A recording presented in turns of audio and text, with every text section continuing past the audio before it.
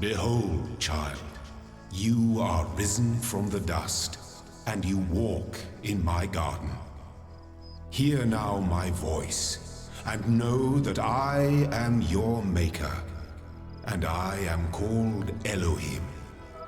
Seek me in my temple, if you are worthy.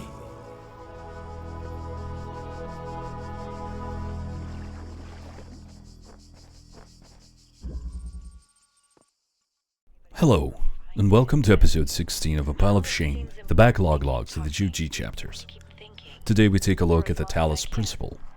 Released in 2014, developed by Crow Team, and published by Devolver Digital.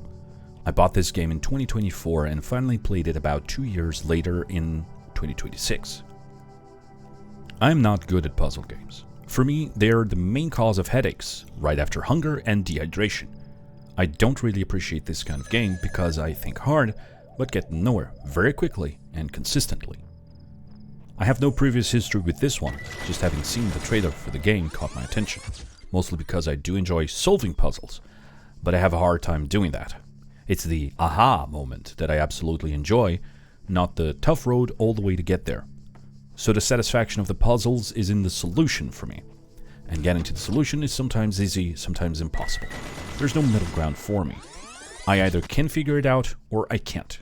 I cannot push myself beyond my capacity to think or reason, and I don't really understand how to solve a few things. So with my curiosity piqued via trailer, I bought the game and did try to play it originally, but it was not my cup of tea. And I'll be honest, it still isn't.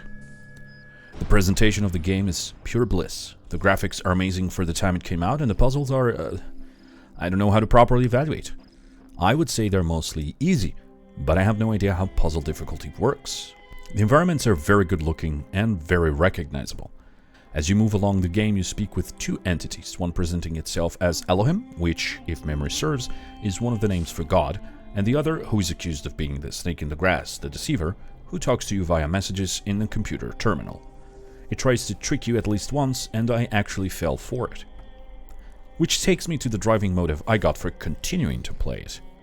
See, the story of the game is simple. You wake up a robot, you hear Elohim and his speech, you're praised by Elohim when you complete your first puzzles, the entity pushing you on to continue succeeding, but soon enough you start finding messages and reading posts and emails and terminals that show that something is off. The story seems to indicate some sort of catastrophe, that you are in whatever sort of simulation people in the past created, or maybe even the present.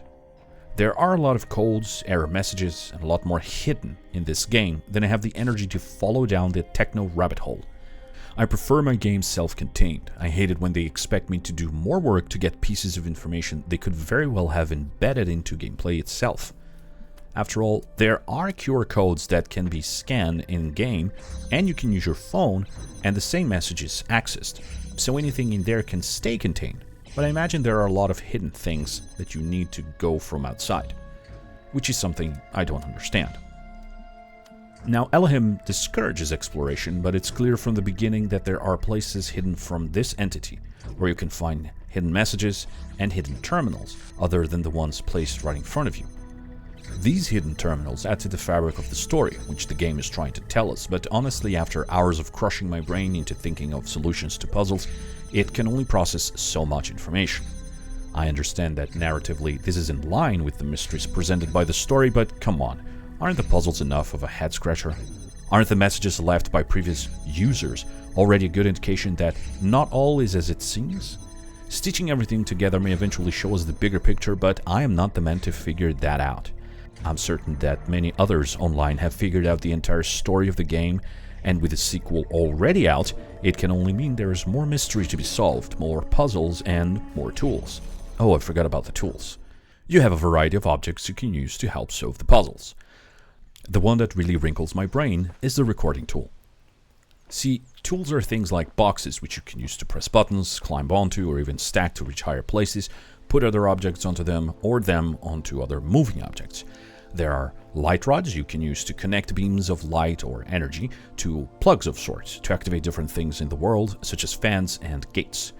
Then you have scramblers, which can deactivate other objects. You can move them around, daisy-chain them to create a path or block harmful objects such as machine guns, floating mines, anything that is electronic apparently. You also gain access to a little platform you can hold over your head, which is then commonly used with the recorder. I usually pride myself with my fourth dimensional reasoning, as I usually manage to follow and understand time-traveling stories with ease, but the recorder tool is my worst freaking nightmare. Anytime I see it in a puzzle, I feel like dying inside. That means I have to coordinate with myself and carefully time different steps to get the desired outcome.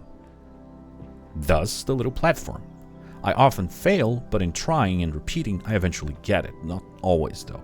So, the platform, you just start recording yourself, pick up the platform, and you have to time carefully how much you have to wait, where you have to move, and how much you have to wait again in order to solve the puzzles correctly. I cannot do that in my first go. I have to try and try again. Unfortunately, I have actually abandoned this game as well. So if I remember correctly, this is the third time I abandoned a game while tackling my backlog. First was Necropolis, then Beyond Divinity, and now this, the Talos Principle. I don't know if I'll ever come back to it, as it gives me massive headaches from focusing hard on something, but I do have to say it is a good game for all intents and purposes.